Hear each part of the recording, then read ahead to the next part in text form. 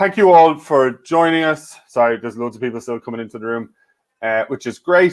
I'm actually quite excited about this morning's webinar. I think Emily Kenward's story is a really interesting one, and I think it echoes a lot of stories about people who work in events. A lot of us did not come through any sort of a traditional route as such into events. We didn't maybe take career paths you would expect.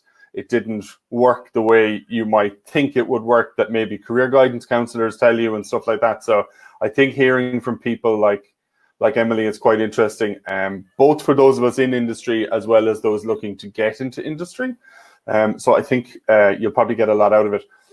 We're going to do something today that we did on Friday and worked really, really well. So we're going to try it again. If you weren't here for Friday's webinar, there's a functionality in this webinar software where you as an attendee can raise your hand to speak. So we're going to turn that on at the end of the session for the Q&A, which means that if you want to talk, if you want to actually turn your mic on and ask a question and engage with us and maybe put something to Emily or ask her about her career, you'll be able to do that. So you'll just have to use that raise your hand functionality, which will become apparent when I turn it on. It'll be over in the chat area. You'll see it over there. So we're going to try that. You don't have to do it. You can just ask questions in the chat like we always do. We'll be tracking the questions in the chat. We'll try and get them all answered by Emily. If it makes sense during the webinar, we'll pop in and we can chat about stuff if there's a load of interest in a particular thing that Emily has said, or if there's a tangent that you guys want to go on. We'll jump in with Emily if we can. Usual story, I want to thank ACTAVO Events, who Emily actually works for. But as you know from these webinars, we thank ACTAVO and Paul Griffin and the team every time. They're great supporters of stuff that we do in general, and particularly they're supporting these webinars to make sure that we don't have to cap rooms at like 100 people and that we can put 500 or 600 people that have been at some of the webinars in the room without worrying about people not being able to make it in. So I'd like to thank ACTAVO for that. Emily actually works for ACTAVO in the UK and has a great story about how she got to where she is and how she has climbed that career ladder within ACTAVO. I'm going to put a poll live really quickly. Emily is keen just to know where people are at in their careers. So if you want to just give us a quick answer on that poll, if whichever one applies most to you, if what applies to you isn't quite there, don't really worry about it. We just want to get a sense of where people are at in their careers. So if something there applies, pick one for us. So we're going to try that for the Q&A. We'll do the raise to speak hand thing. It worked really well on Friday. We had an evening webinar on Friday for the first time as well. And I think that might have helped. So we had, I think, 4 people come on. Some turned their mic and their camera on, and that was really interactive and it worked really well. Others just turned their mic on to ask a question or to input. So we'll do that. We'll do that towards the end for the Q&A. You don't have to do that. Please use the chat function like we've been using it all along. Pop your questions in there. Connor and I will try and track the questions and we'll mark things with a Q, and then we'll try and get them answered. We tend to get to most questions, I think. Depending how busy the chat is, it can scroll off down the end on our side of things. So I think we might have missed the odd question here and there. But the idea is that we try and get them all answered. So don't be shy. Ask any questions you have in there. I have some fairly strong feelings, as a lot of people know, and opinions about getting work in the industry and CVs and cover letters and all that kind of stuff that a few of us, I know some of the people in the room have already been talking to me about. You might want to ask Emily about stuff like that too. And generally have an idea, I think, have an idea where you want to go. One of the things we've noticed with people coming into the event industry is very, very few people think of the supplier side, which is one of the reasons I was very keen to have someone like Emily give a session, because she works for one of the biggest suppliers in the business. You won't find many big events, complicated events that happen, definitely in Ireland and the UK and beyond, that won't have ACTAVO events involved in it. Like a lot of people coming into the industry and doing courses and in college, they think of agency side, they think of event management company side, but I often find loads of people are not considering supplier side. Like, none of our events happen without the suppliers. And suppliers are not all created equal. Some suppliers are good, some suppliers are bad. And in my opinion, that's generally down to their people. So the people who work for suppliers are critical to the whole industry. And for me as an event organizer, they're especially critical to us delivering for a client. When I take a contract from a client to deliver their event, and I choose, for instance, ACTAVO Events to work with me on it, Paul, the guys, Nog, all the guys in ACTAVO know that, like, my reputation, our reputation is on the line to the client if they don't deliver. And that's the same with all suppliers. All suppliers have to deliver. I can't do my job without them. So it's a key side of the industry, and it's often overlooked from a career perspective. So I'm looking forward to hearing Emily's story and seeing what she has to say about how she got to where she is and climbing the ladder in ACTAVO. So I think we're going to get going. Like I said, we'll be keeping an eye on the chat. If there's stuff there that we need to kind of jump in with during the session, Emily's happy to do that. Otherwise, we can leave things till the end and do a more structured Q&A at the very end. So please use the chat. And at the end, if we do ask for people to put, to turn the mic on or whatever and get involved, please consider doing that. It makes it really interactive for people, and it's better than, just hearing from Emily or just hearing from me. It makes that whole experience a little bit better. So, Emily, if you are ready to go, you can pop on the slides and take over there, and I shall see you in a while. Morning, everyone. Hopefully you can see the slides and me now and hear me as well. So I'll just double check that that's there on the chat, if people can see and hear me.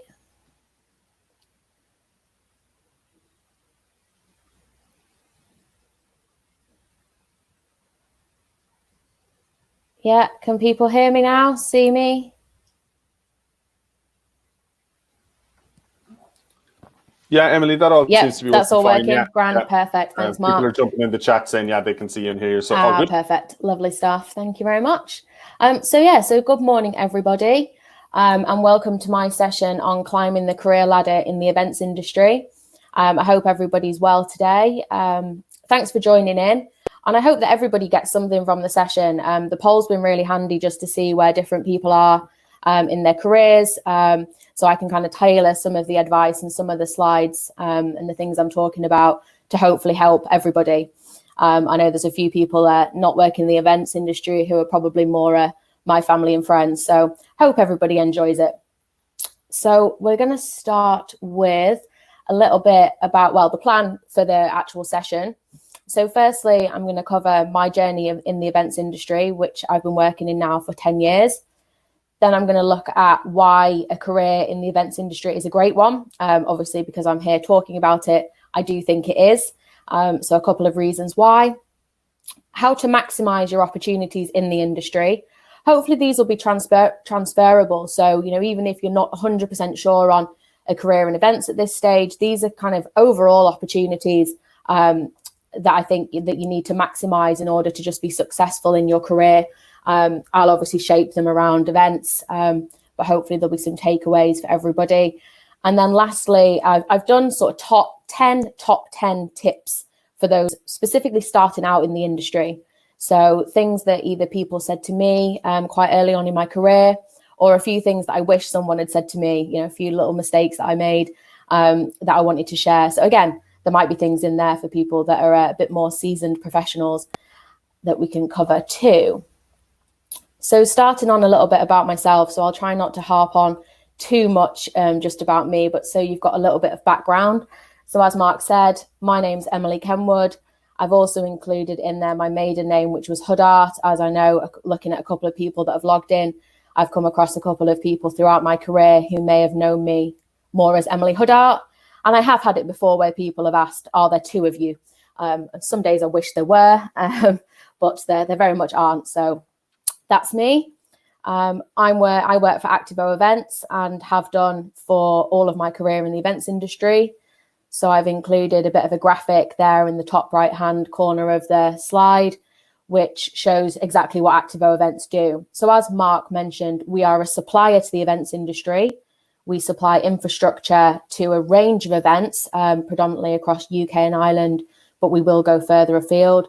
So that includes things like staging, grandstand seating, drapage, fencing, barriers, and event scaffolding structures. So that could be something like a camera platform for broadcast for an event, an accessibility viewing platform, and some bespoke structures. So there's a couple of photographs of things throughout the slides just to kind of jazz those up a little bit of some of the structures that we've worked on.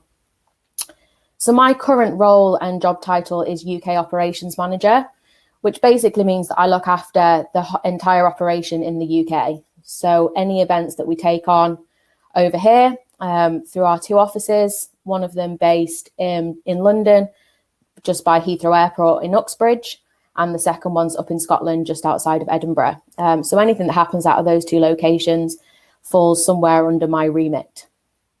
As I've mentioned, I've been working in the events industry since 2010, which makes this year my 10th anniversary, which will literally be coming up in a couple of weeks towards the end of June. And it's also ACTAVO's 10th anniversary in the UK, which is why I'm slightly covering it with my face, but the ACTAVO A down at the bottom right-hand side with the 10 there. So my 10-year anniversary and ACTAVO's 10 years in business. And then a couple of things about myself outside of the industry. I've put there that I speak passable French, which will become a little bit more relevant later on.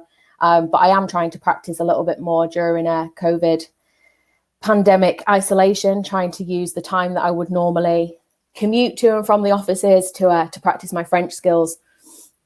I do love to travel. It's a real passion of mine. And I think at this stage I've perfected, or at least before COVID, I've perfected the art of fitting in as many trips and holidays into my annual leave period as possible. And I'm lucky that I managed to get away just before all of this happened and spent a long weekend in Valencia, hence why the relevance of that photo. And then I have put down the bottom that I support Liverpool Football Club. That was mainly because I was looking for a headshot of myself. At this point, I wasn't sure I was actually going to be on the screen. So I wanted to include a photo, and I probably need to get some professional ones done at this stage. But there's very few photographs of me on my own where there's not a plate of food in front of me or a beverage. So I thought one of me at Anfield was slightly more relevant to the world of events and with the Premiership starting again next week. So that's a little bit about me. So I'm going to talk now about how I got into the events industry. So I guess my journey up to the point where I took the job, and a few of the things that really crafted into that. Because as Mark said at the beginning, I didn't always have the career aim of working in events. And in all honesty, I didn't necessarily know that was a career. I didn't really know that there was an events industry. I'd obviously been to concerts, sports events, and the like I'm sure most people do. But I'd never given any thought into what comes of putting those sorts of events together. So this is kind of how I got into it. So I've always been the organized one. I love school, and I took every opportunity that I was given at school and throughout my life, really. But starting off in high school to do different things. So to do anything kind of outside of just standard schoolwork, coursework, exams. My high school that I attended at the time, Ripley St. Thomas, was a languages college when I was there. And my first passion was very much languages. I took French and Spanish at A-level because I enjoyed them. I enjoyed learning languages and the culture. And we were, as part of the school being a language college, there was quite a few different opportunities that we were given. So the first one being something called the Comenius project, which I was part of at 16, which was an EU-funded project for EU countries and schools to do exchanges and do research about different countries. So to learn a bit more about the cultural aspect as well as the language. So my high school was partnered with a German school, and we went over to Germany for a week, a group of us, and did some research over there. And then they came over to us. So I was part of the team and kind of one of the main organizers of that trip. So that included flights to get them here, accommodation in host families, and a full itinerary of activities when they were here. So things to facilitate the research that needed to be done, and also leisure activities so that the students could see a little bit more of the UK whilst they were whilst they were over. So that was probably my first foray into sort of professional, well, I say semi-professional, into sort of a little bit more serious event organising. We had a budget because even though we got funding from the EU, the activities still had to be covered. So we did some fundraising. I had a budget, I had spreadsheets, I had lists. It was difficult, but it was something that, I definitely see as a key stepping stone quite early on into how I got into events. A second opportunity was the Leonardo project, where we were given the opportunity to go and work in an EU country. Again, it was EU funded, for a few weeks in the summer. So at 17, I went to Paris and worked in one of the large department stores as a work experience student for 3 weeks in Paris. I very much fell in love with la vie en France, the French way of life, the culture, the lifestyle, and practicing my French, which is why I chose to study French at university. As I mentioned at the beginning, I had no idea in what I wanted to do as a career, as a job at the end. I knew I wanted to go to university. That was kind of a standard pathway, most people were. And I think somebody gave me the advice, I'm not quite sure who it was, it might have been my mum, of just do something that you enjoy. And I think that advice was important. I think if anybody out there is struggling to know what to study at university, they know that they do want to go.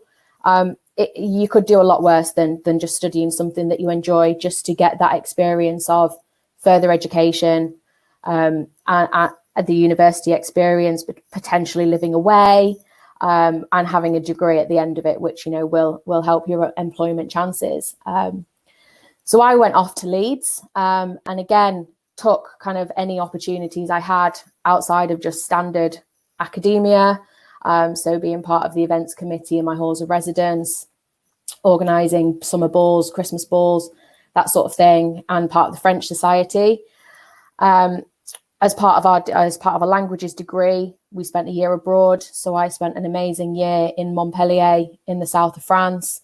20 of us descended on Montpellier from Leeds, and I very much became the designated trips planner. So if we were going away for the weekend, I would be the one that would get everybody together and get us there, which is probably part of the reason why my French was deemed, I deem it now passable, because when there's 20 of you living in France, you don't speak that much French. You kind of spend a lot more time speaking English. So I came back to Leeds ready to graduate, and I still had no idea what I wanted to do.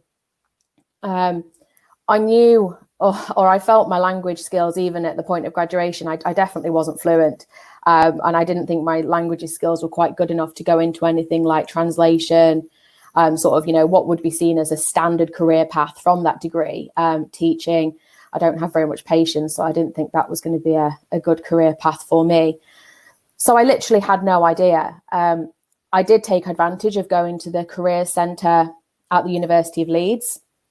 I got a really good careers advisor who had a look at my CV, which I'm sure was very poor at the time. I'm sure Mark would definitely not have appreciated my CV that I'd written. But we talked around what was in there. We talked around the fact that I'd done these examples of things whilst I was at school, done some event organising with the projects, had the committees, the societies, and we talked around what I felt were my skills, which were time management, organisation and planning. And it was the careers advisor that actually said to me, have you thought of looking for a job in the events industry? And as I mentioned, I didn't know that was a thing. But it sounded pretty cool. So I was like, yeah, okay.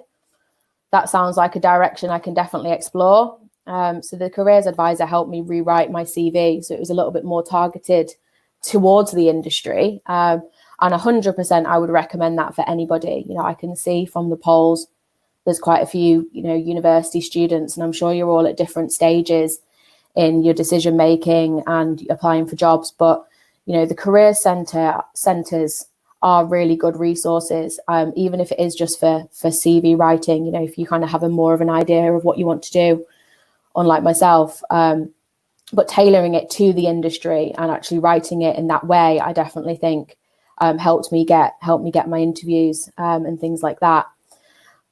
So yeah, at the same time as I was doing all this in the Careers Centre, ACTAVO were opening their first office in the UK. It was going to be located in Wakefield, which, for those of you that don't know, is not too far away from Leeds, basically.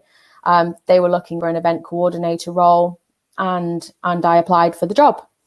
Again, as Mark mentioned, I had no idea that sort of the supply into events was a thing, really. When the careers advisor suggested the events industry, I thought event management, as I think a lot of people do. And I'm so glad that before I went to that interview, I did a bit of research. I looked on ACTAVO's website. So I knew that they were a supplier into the industry, and I understood what they did. Because if I'd have gone in there blind, I probably, I may not have actually got the job. And I think I do quite a lot of interviewing now as well, as part of my role, and have done over the years. And that's a massive piece of advice I give to anybody at any stage in their career, but especially if you're starting out, is like, do the research before you go to an interview. As an interviewer, there's nothing more frustrating than having to spend the first sort of couple of minutes of the interview setting the scene and explaining what you do so that they can answer the questions in the right way. Excuse me.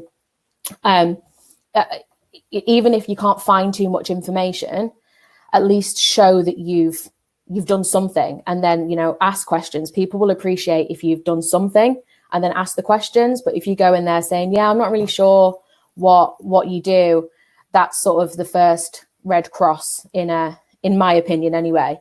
And one of the other pieces of advice I've given to people as well is, especially with events companies, if you can't find too much on their website, if you're not too sure about what they do, like, check out their social media. A lot of events companies are quite hot on their social media stuff: Facebook, Twitter, Instagram. You'll probably get to see some examples of what they've been working on or what they're doing, which might give you more of a flavor. And if you still can't find anything, ask the question. Whoever you're speaking to about the interview, ask that before you go. Just say, can you give me any more background about the role, about the company? Or is there anywhere in particular that you think I should have a look?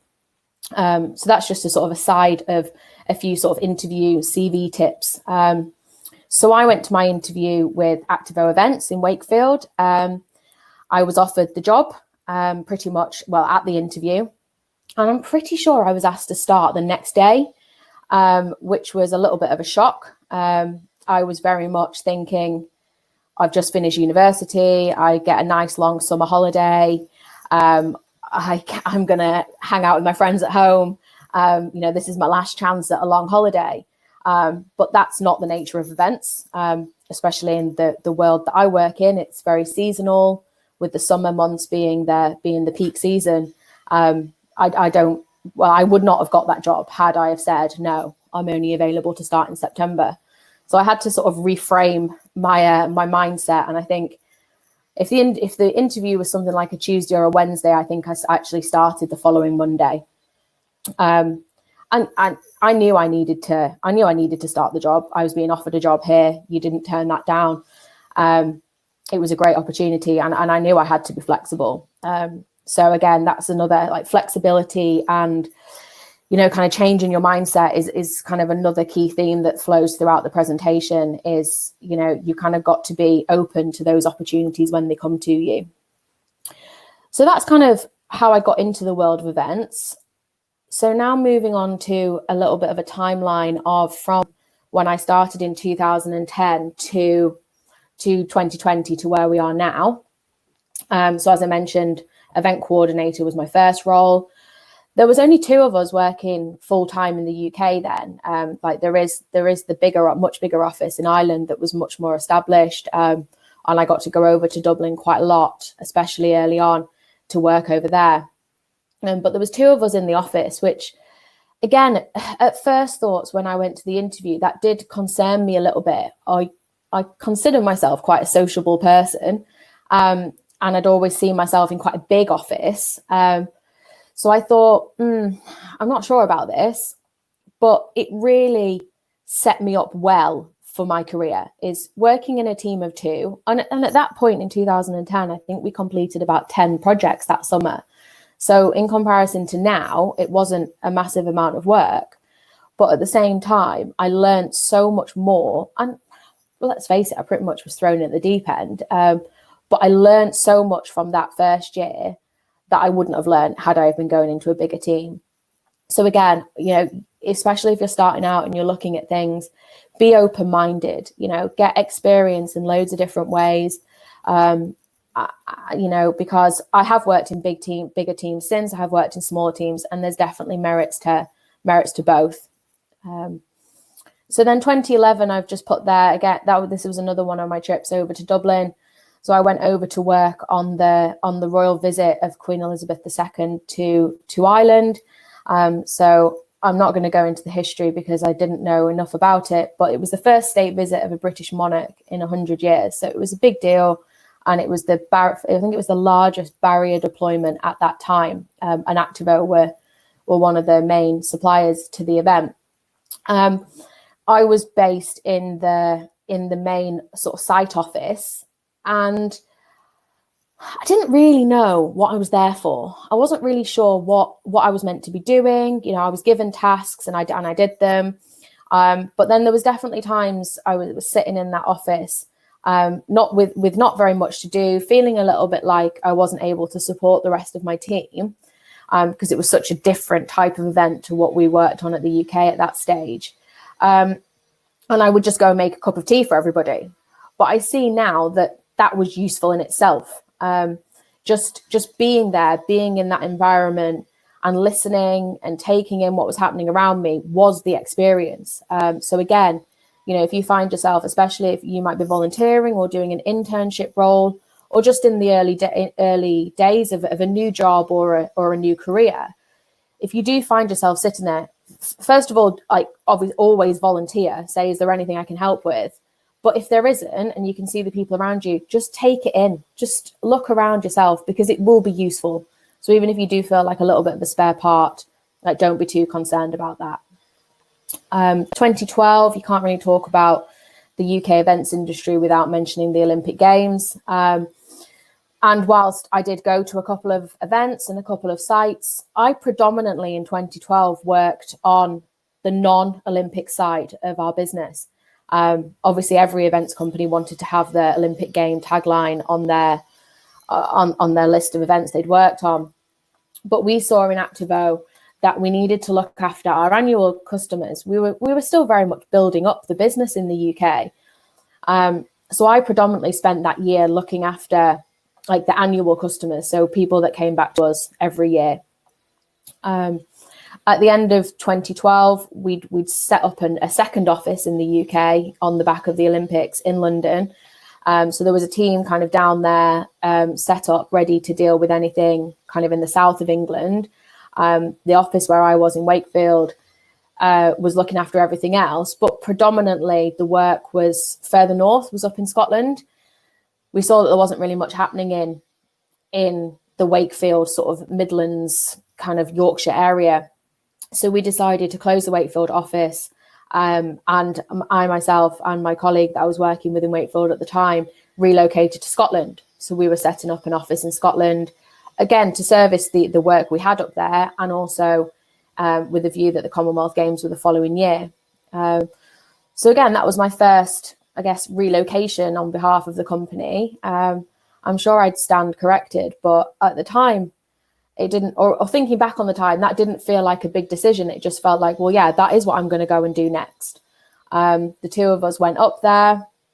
Charlie, who I was with, worked in the Scottish office, and I principally worked on the Commonwealth Games.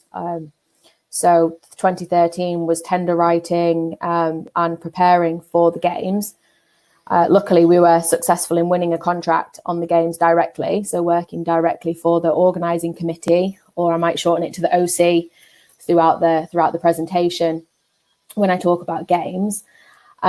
So yeah, we won a contract, and we, similarly to what we did in 2012, but just with me on the other side of the fence this time, we had a dedicated team to the games, and I was part of that dedicated team. So my main role was sort of all the back of house paperwork, admin, planning, logistics for the contract that we won. The contract was the technical support structures contract, which basically meant that we were building scaffolding structures for things like big screens and stages and the likes. So yeah, all the paperwork side, in-depth risk assessments, method statements, resource plans, schedules, way more paperwork than on any event we would normally work on annually. That's where games were completely different. You know, you could work on some of the biggest events in the UK. So at this point, I think we were working on Glastonbury, you know, biggest single annual contract for us, but nowhere near the amount of work as the games took. But it was a great experience. And if you were to ask me what was my favorite event I've worked on throughout the years, like the Commonwealth Games would definitely be up there. That then led us into Canada as a bit of a curveball there in 2015. So a lot of the members of the organising committee, and specifically the team we were working with, moved from Glasgow to Canada. I myself had moved down to London to start sort of a life down there, working in the London office, when we got the phone call to say, would ACTAVO be interested in looking at the technical support structures contract for the Pan American Games, which were to be held in Toronto. So we said, yes, of course, that would be great. I think myself and a couple of others got on a plane to Canada and spent 48 hours in Canada on the initial trip, which was a bit of a whirlwind, especially with the time difference and jet lag. But we met with the client, and then also met with they had a local company over there that had won the contract, and they had the equipment, labour, transport in country, but didn't necessarily have the sort of project management side of the experience, which is what principally I did in Glasgow. So we had all those meetings and concluded that yes, it would work for all parties for us to get involved. So back to London for a few weeks, and then back over to Canada for 3 months. 3 months I think it was in total. I'll be honest, I thought Canada was going to be easy. I thought, well, we're just doing the project management side. It was myself and my colleague Ian, who I'd worked with in Glasgow. So I thought we have a good setup. We've done it all in Glasgow. We're going to do it in Canada, and everything that we learnt from Glasgow can be used here to make it much easier. But Canada had its own challenges that we didn't necessarily foresee. Nothing huge and nothing that we couldn't overcome. But things like, it was very much decision by committee over there. No one necessarily wanted to make the big decisions, so things took longer to get through. Their health and safety regulations were quite different. They're working at height regs. So in terms of scheduling of people and training was a lot different. And probably the biggest one was the unionization of their labor force. So to kind of try and give a very quick example of that, was basically, if we needed somebody to unload a truck, so somebody with a forklift license, that person could only work in the forklift. So whereas here, in the UK and Ireland and anywhere else I've worked, your forklift driver jumps in with the rest of the crew the rest of the time. If you needed somebody to drill a hole for you, you literally had to hire somebody to drill that hole because that was their skill. They weren't then able to do anything else. So from a scheduling perspective, from a resource planning, crewing perspective, it was completely different. And again, like I said at the beginning, we overcame it, and it wasn't a massive issue. But I would say one of the massive benefits of the events industry is it is global. You can literally go and work near on everywhere. And I saw like a couple of the chats of where people were. People are all over the country and all over the world, just even attending this webinar. So there's opportunities everywhere. And if you're going to go and work somewhere else, I suggest you do a little bit of research before you go. It might just make your life a little bit easier. And speak to other people that have worked there, because there might just be, a bit of pre-planning, just might make your life a little bit easier. So Toronto was another amazing experience. After that, I came back to London and settled back into life there. Was doing a few projects with clients in London, a few different bits of business development and things. And then in the early I think it was the start of 2016, the regional manager position opened up, and I was asked whether I would take on that role, which was very different to anything I'd done to date, because it was basically starting to actually manage a business. So managing people, managing a budget for the business, increasing sales, like everything for that London area would suddenly fall into my remit.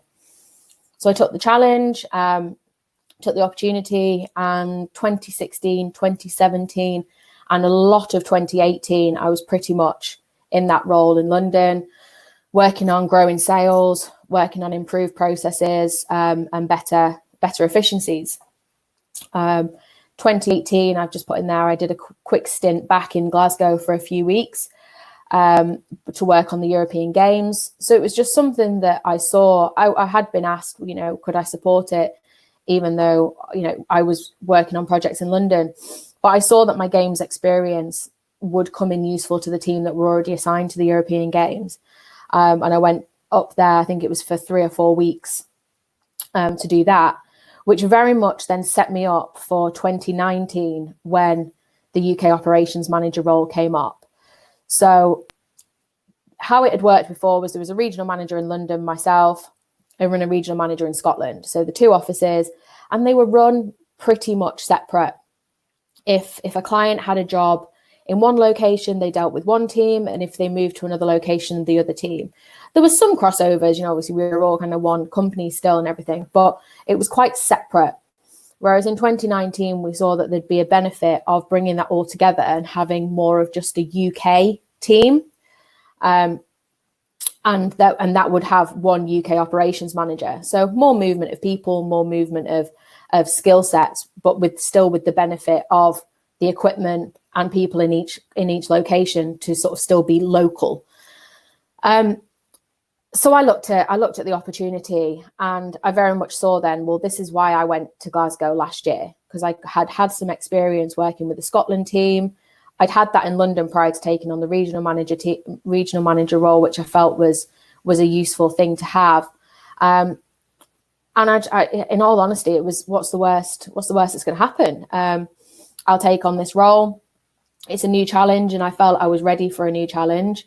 It would mean me spending a lot more time in Scotland. But as I mentioned at the start, I like traveling. I like that difference. So that wasn't a massive issue for me. I'm conscious now in 2020, I should be doing my first summer season as UK operations manager. But obviously COVID-19 had other ideas. So we're doing things slightly differently. Hi, Mark. Hey, I just wanted to jump in with something because it's been asked a couple of times kind of in the chat. People are wondering, that experience in Canada with the labor and with the resources, and the forklift guy can only drive the forklift. Yeah. Is that common all over Canada? Is it a unionized workforce, or how does that actually? Yes. It must be painful, basically, is what we're all thinking. It was absolutely. Considering we all know how crew usually just get stuck in, and yes, the forklift guy can be the only person doing the forklift, but he'd be doing everything else as well. Absolutely, yeah. It's definitely a thing throughout Toronto and the Ontario region. Right. We only worked in Ontario. We didn't go any further afield. But yeah, all the labour forces were unionised. So you had like the plumbers union, you had the electricians union, and you literally, like, each company worked with one kind of union, and the different sort of branches of that. It was painful, absolutely painful, because crew are normally brilliant on event sites in terms of they'll get stuck in on things, and you couldn't do that. And even things like overtime and stuff, most people that work in events will agree that you're there till you get the job done. And of course, everybody gets paid for it and the like, but no, when the labour force was unionised, they were there for the time they were there, then they were finished. I think there was a bank holiday right at a key point of our build, which was Canada Day. Nobody would work.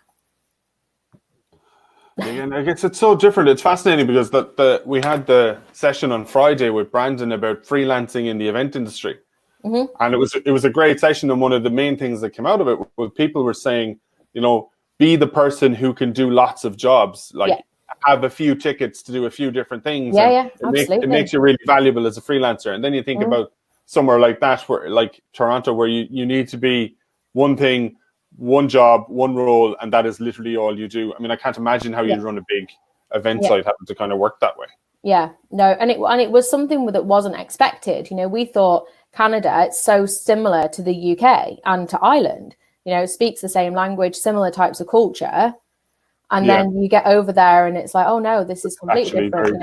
I'm sure there's people on the webinar that have had experiences further afield as well.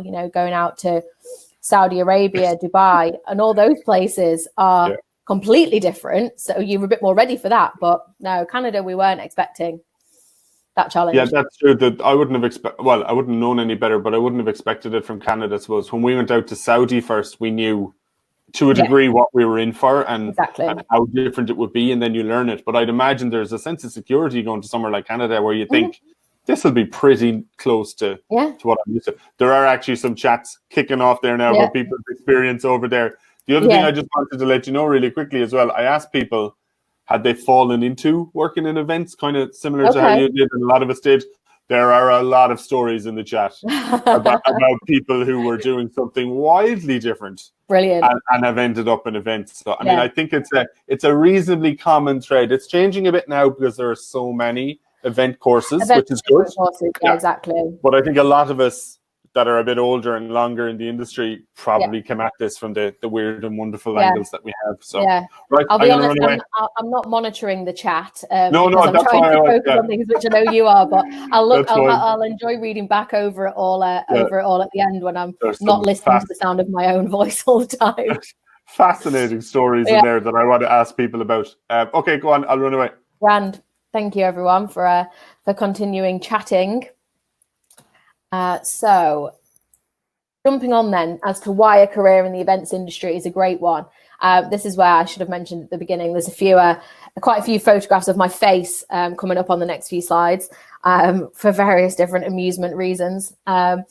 So obviously I do think a career in the events industry is a great one. I'm sure a lot of you that are working in it will agree, hopefully. And these are the principal reasons why I would say I would highly recommend a career in events, and why I've stayed obviously for the full 10 years. So the first one being the people. Mark mentioned this again at the beginning, and I suppose this is also why the Toronto experience became more challenging, because we're used to people banding together in the industry. And normally it's an amazing bunch of people that are just focused on one goal, which is getting the event done and ready for people to enjoy and experience. But kind of going a step further to that, like I've made some really great friends in the industry, which is why there's a photograph there of me in the big white dress. People that I've worked with on various large projects who, even though we don't work together anymore, we've still got great relationships kind of outside of the industry, even though they were made here. The ACTAVO team is a great team. I think there's a few of them on the webinar today. So the bottom left-hand corner is a photograph of a few of us at the event production show exhibition, which was I think it was the start of March, obviously just before all of this kicked off. And then the other one to the right-hand side, a few of us, my favorite, the selfie, at the Festival Supplier Awards in January. So yeah, ACTAVO has a great team. Everybody gets on, everybody bands together. You never hear the comment of, well, that's not my job. You just never hear that. Everybody, I guess that's an amazing thing, is everybody bands together to get the job done. And whilst I'm conscious, I've only worked in the events industry, so I don't have too much experience elsewhere. But I do think that is something that is sort of set aside in events. I think we do stand out in terms of, like, I can almost guarantee that if you take a career in events, you'll find yourself working in some pretty brilliant teams over the years and over your experience. And then the wider industry as well. This webinar series, that obviously Safe Events have organised, and just the myriad of stuff that's out on LinkedIn and being shared by companies of people coming together to share their experiences, their knowledge, and some training.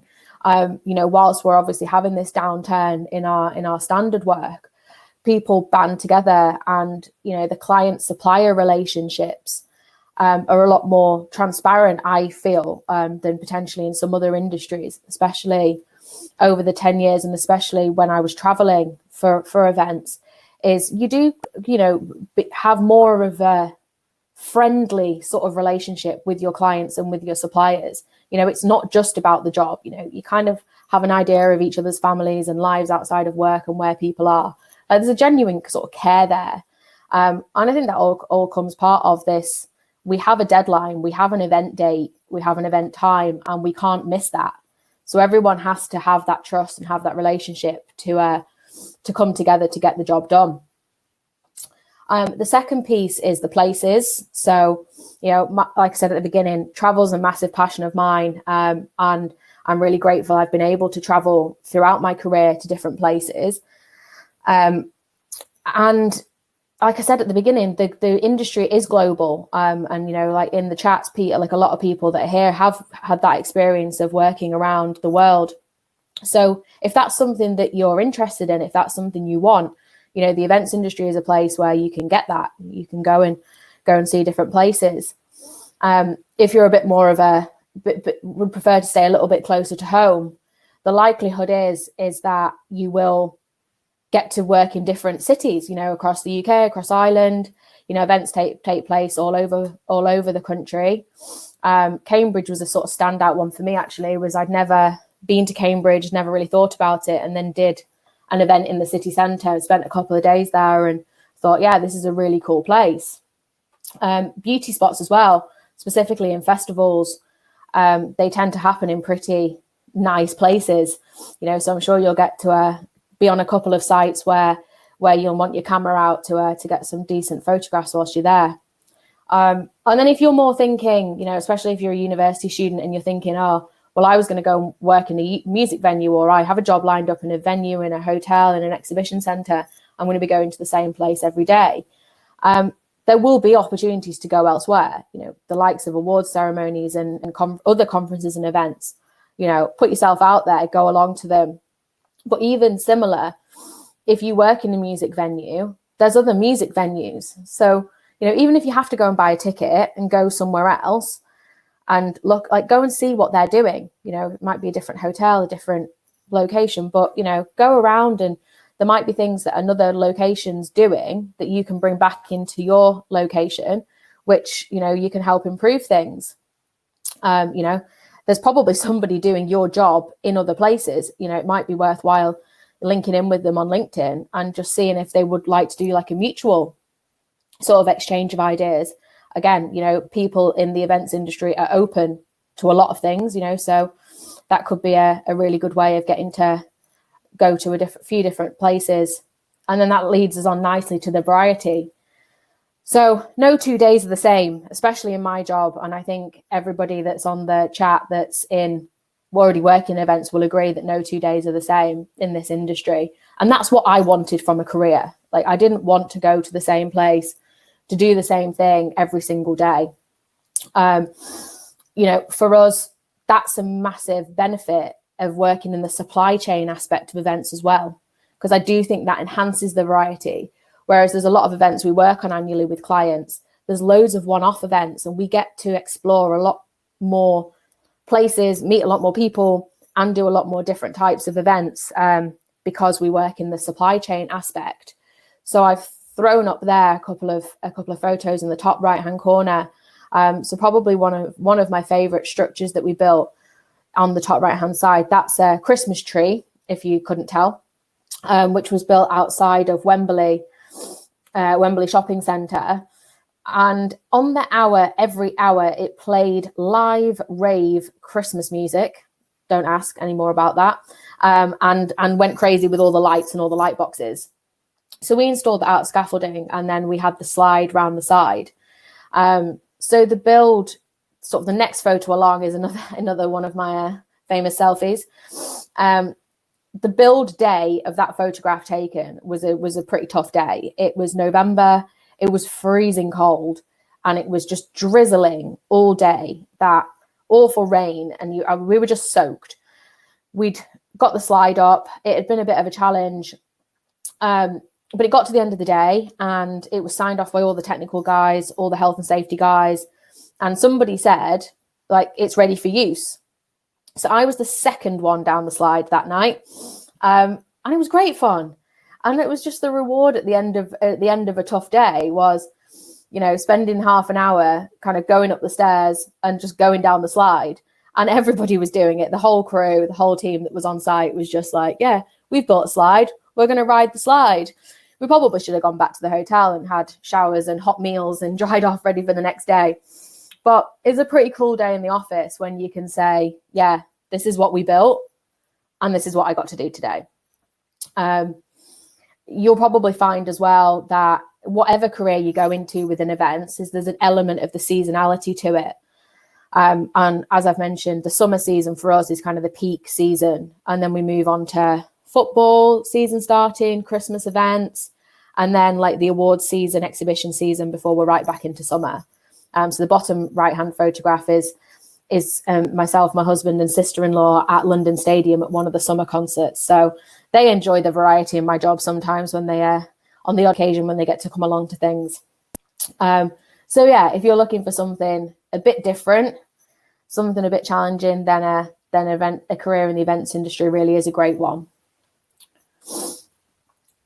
So then moving on to how to maximize your opportunities. As I said at the beginning, hopefully this will be useful at any stage in a career and even to those that are not working in the events industry. So the first one is say yes. So not very many people will know this, but I very nearly didn't say yes to the Toronto experience. Hence why there's a photograph of me just there in front of Niagara Falls. Which apparently a couple of weeks ago, my dad actually said to me was on my bucket list that he found from when I was a small child. And if I hadn't have said yes to the Toronto experience, one, it would have been a massive gap in my timeline. But two, I wouldn't have got to have these experiences and got to see this place. And again, if you take away anything else, add Toronto to your travel list because it is really a cool city for a good trip over. But I almost said, I almost didn't take that opportunity because I was sort of set up. I just moved to London. I'd got a summer planned with event in my head of like events I was going to go to in London, events we were working on in London. And that would have been a massive error because London's still here. I've done that since, but that opportunity in Canada only came up once. So I'm so glad I did say yes to that. And I found this little graphic that was obviously the nose in the head. And like, that's happened to me so many times where the voice in my head has been like, no, you don't want to do that. No, that'll be scary. No, you might not be good enough, all those things. But what actually needs to come out of your mouth is yes. As long as there's no, so this is the caveat, no safety element, safety concerns or massive monetary gamble. Like genuinely, what is the worst that could happen? As long as you're, taking opportunities and you're communicating, how it all will happen with the right people, then like, you even learn a lot from mistakes that you make. So, take opportunities.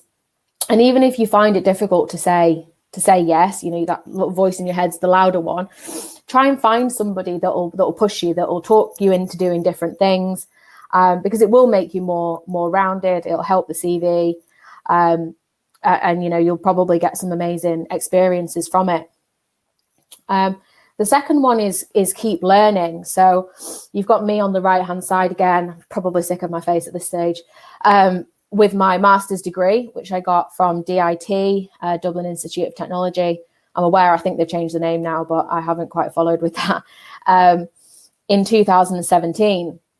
So you've probably got the gist so far that I had no event training when I came into the industry. It was all different bits of quite low level experience, but I was keen, I was eager, And everything I've learned throughout my career has been through experience. So on the job experience is so important, and, you know, take every opportunity you can to get as much of that and maximize that.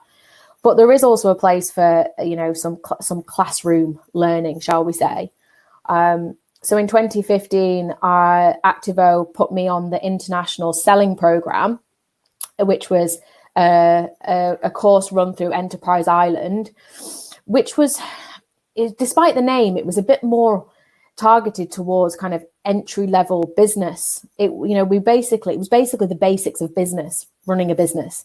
Things like, you know, profit and loss management, budgeting, sales, forecasting, account management, all of that kind of thing, which, you know, let's face it, I didn't have any of that. And probably a business degree might have been slightly more useful than French. But there we go. But the course was really, really useful. It was really hands-on. We spent 2 days a month sort of in college.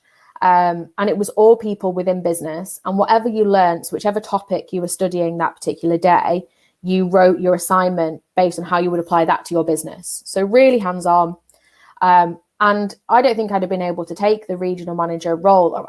I would have been able to take it. I'm not sure I'd have been able to succeed in it if I hadn't have done that international selling program, because that gave me so many tools and so much knowledge that I needed in the regional manager and then now the UK ops manager role. The course also gave us 2/3 of the credits required for a master's degree, and ACTAVO supported me in doing that. So I graduated with my master's in sales management in 2017. So even if you're thinking, I'm in a career now, I've got no intention of going back to university, I totally get that. I totally understand that. But there's so many professional development courses there as well. You know, I think early on in my regional manager role, I did my IOSH managing safely course, which was really, really good. I've done some other, whilst we've been in COVID times, other safety related courses, project management courses. You know, even just being on this webinar today, and I'm sure there's a lot of people that have attended a lot of the other webinars in the series. You know, this is learning. This is every day is a school day, and there's so many opportunities out there. So keep learning. The third one is speak to people, and the key word in that phrase is speak. It's a bit of a bugbear of mine that I think email's great. I think WhatsApp's brilliant. They definitely have a place in communication, especially if you need a written record of something, or you can see somebody's online and you need a quick answer on WhatsApp. But those things shouldn't take the place of actually having a conversation. There might be a few people I've worked with over the years who have when I've said to them, have you done this? And it's an example of something, you know, we followed up on this, and they say, yep, I've sent an email. No, you haven't then followed up on it, because you've started the process, which is a good thing. You know, you have to try and be positive, but you haven't got the answer. And it's probably in those situations where I do get a bit wound up, it's normally because it would have been an easy answer had you just picked up the phone. And I know communication is changing, and, you know, I'm only 32, but sometimes it makes me feel really old. But, you know, people aren't as used to using the phone now as they were. And I think we really need to get back to that. So, you know, speaking to people, you build up stronger relationships by speaking to somebody than you do over email. And networking as well. You know, a big part of this industry is networking, and the more people that are in your network, the more people you know that you have in your phone book, it's going to help you throughout your career. Whether that's like little tidbits of advice, especially, you know, like we've said about the working abroad thing, you know, you can follow where people are, and you might be able to get different advice on different things. And, you know, you never know when someone's going to pop out of your life and help you solve a problem. The next one is keep a record of achievement, which definitely sounds like I'm going back to school. And I definitely wasn't really sure why at school I was keeping a folder of swimming certificates and lifeguarding certificates, but we had to keep a record of achievement. But actually it did all make sense when I was finishing up university. I think you very much throughout school and university have your steps, you know what's coming in the next year. And then I very much felt like when I took on my job, the world of work was a sudden gulf of time that, well, this is me for the next 50 years. And I found that mildly terrifying. So I started sort of just making a couple of notes at the end of every year, kind of normally between Christmas and New Year was my time, or is my time, of just things I've achieved that year. So, principally in work, but also, anything in private life, the year I ran a 10K and all of that. But that's enabled me to see how I'm progressing every year. It's amazing if someone asks you to do a webinar and you're looking at dates, you can kind of flick back through things. If you need to update your CV, you've got all that there, or when you need to update your CV. But it also will show you if you might need to change something. If every year's kind of been the same, you're not sure if you've kind of achieved something. And it might be that you haven't really achieved anything work, but you're quite happy with that because you've been doing things in your personal life. Like that's absolutely fine. But it will be a bit of a pointer if you might need to change something, if you might need to sort of look for a new training opportunity or a new project or opportunity, it's useful to have. And then I guess the last one slightly contradicts a few of the things I've said in the throughout the webinar, but guard your life outside of the industry. I'm lucky, I guess, that, or maybe not, I don't know, but my friends and family outside of the industry have always been really, really supportive of me, of the opportunities I've had, of the travel I've done, of the things I've taken, which sometimes, have been detrimental to being with them at key times. But I've always made sure that when it really matters, I'm there, and that I do have a life outside of the industry. As I said, I've made some great friends in the industry, and hopefully you will too, and you have. But it is kind of key to not make sure it's the only thing that you have. The support of your friends and family is really important. So especially if you're starting out, I would, encourage you to talk to people about what you want to do and make sure they understand it. But, at the end of the day, it is a job, even though it feels like so much more a lot of the time. So, if people need you, don't let the job, don't let the industry, destroy or harm any of those personal relationships that you might have. So that's a bit deep. So we'll finish off on the top 10 tips, predominantly aimed at those starting out in the events industry, but hopefully will be useful to people at different stages, or it'll just be, some of them might be mildly amusing. So the first one is step back and enjoy it. So we build some pretty cool events. I'm sure a lot of you produce some pretty cool events. But no sooner are they happening or they're up or whatever your part in it has been, they come down. And it can be a little bit difficult at times to deal with that, especially if you've put a lot of effort into something, or it's just been your kind of thing for a while, to sort of see it coming down so quick. So make sure you enjoy that moment when it's there, whether that's looking at what you've built, or whether that's, seeing people's faces whilst they enjoy the event. So that top photograph on the left is one of my team actually captured me doing that this time last year when we built a stage set for a car launch. That was another interesting day in the office when you saw a group of people lift that's the Pagani Zonda, lift that supercar, which is worth squillions of pounds, onto that plinth with a telehandler. That was an interesting one. But they caught that moment of me sort of stepping back and looking at what we've achieved that day on site. And I guess that then links into the next one, which is take photographs. Take photographs of everything. The work you've done, the sites you've visited, any test events, any test builds, or even just any key moments for that sort of record of achievement. So there's me with the torch from Canada, just to kind of log that sort of memory and time in my life. Especially if the event's an annual event and you think you're going to be working on it year on year, like having photographic records of what happened, where things went, how big things were, will make your life so much easier the following year. And just make sure they're catalogued in a way where you know where they are and you know what they're of. That's kind of the other side that's really important. I always kick myself if I'm looking at an event and I can't really remember what happened. And then I find that I don't have the photographs, or they're all the jumble mumble, and I don't know actually what they're of. The next two are a bit more casual and specifically focused for the predominantly the outdoors industry. Dress for all seasons. This is one where I wish someone had said this to me early on. Keep an outfit for all types of weather in your car, in your bag, whatever you have. Weather can seriously affect work, obviously on outdoor sites, and it's really important to be comfortable.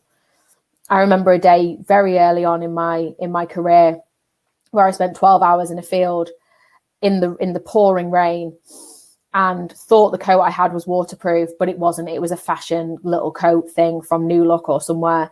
And I think within a few hours I was soaked. And when I got back to the hotel that night, I genuinely never thought I'd be warm again.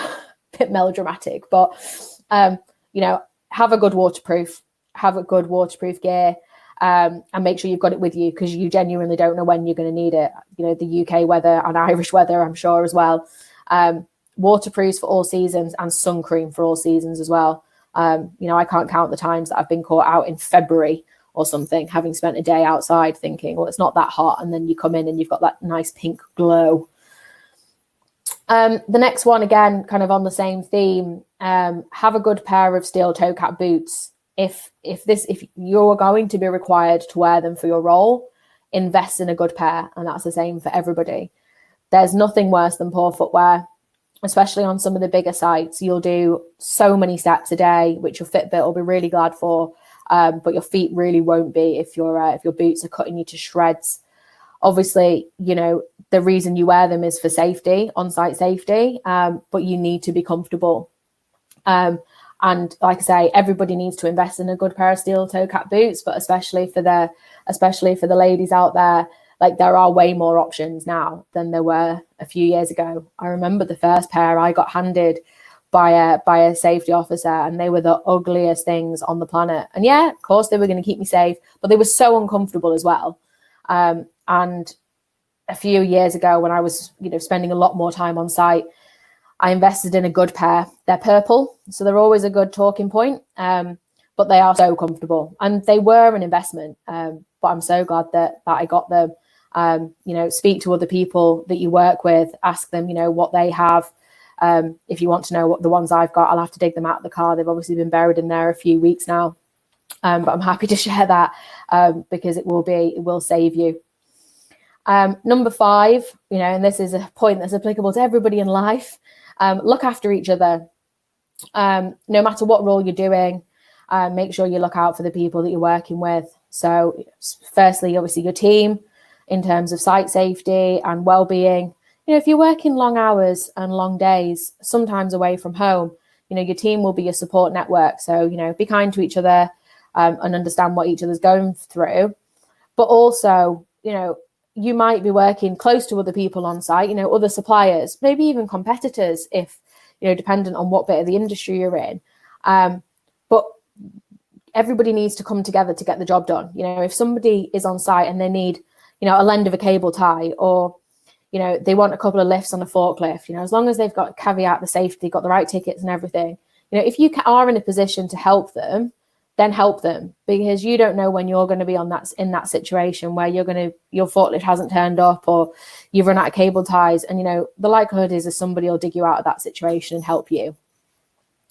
So 6, don't overpromise. And I'm conscious that this kind of contradicts some of the say yes, take all the opportunities piece. But it's just being a bit more measured. So it's easy to get carried away when talking about a cool new event, cool new structure, cool new project that you want to get involved with.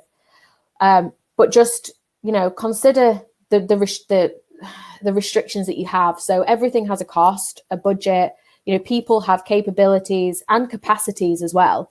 So whilst, you want to get as much experience as you can, just make sure that you can deliver on what you're volunteering to do, or the opportunity you're taking, especially if the timescales are tight. And I suppose this is more important for sort of an actual event requirement. If a build period is really tight, then don't just agree to it to win the work. The client will really appreciate the realism and the honesty if you've got a concern. and over promising and then under delivering at whatever you're working on will actually probably be more detrimental than if you'd volunteered in the first place. Number 7 is be honest and communicate. So let's face it, this is life. Things go wrong. You might be late for something. A truck that you need to start your work on site might be late. People will be much more understanding if you're honest to the situation. They won't really care what your excuse was. You slept in or whatever else.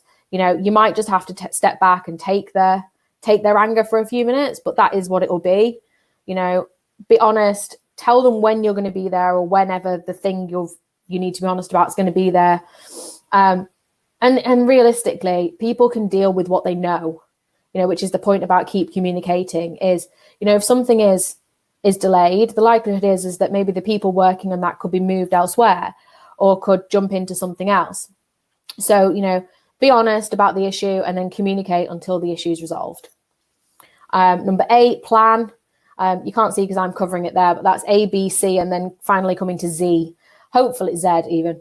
Z, hopefully you won't get to plan Z very often, but do plan. Dependent on the level of the work you're doing, but have a think about what can go wrong and put some contingency measures in place, or even just think about some of your contingency measures, what you will do if this happens. Similarly, check key details. So the first one being addresses. I have had a situation where a truck has been in a different town to where I need it because the town name is exactly the same and the haulier just didn't check it. That's quite common across the UK, towns with similar names, same names. I'm sure it's probably not too different in Ireland as well. So double check addresses and dates as well. You might have been working on a project for weeks and been focused on one key date. That doesn't necessarily mean it's the right date. So just double check those really key details and triple check with anybody you might be relying on, whether that's somebody in the supply chain or one of your suppliers or subcontractors. Just double check those details with them. So 9, be flexible. This has come up throughout my experience in starting work earlier than expected, going to Canada instead of spending time in London. But it is important to be flexible. Things might not quite pan out how you want them to. Things change, and change can be difficult to deal with for some people. But as much as possible, you'll get out of things, or you'll get more out of something if you're flexible. And then a slightly heavy one to finish on. But manage costs and constantly monitor margin. So as I said, it is a job, and you are working for a business. A business that either needs to make money or raise money, or in one way or another, money is going to be involved. So it is important that you manage and track all costs and your margins.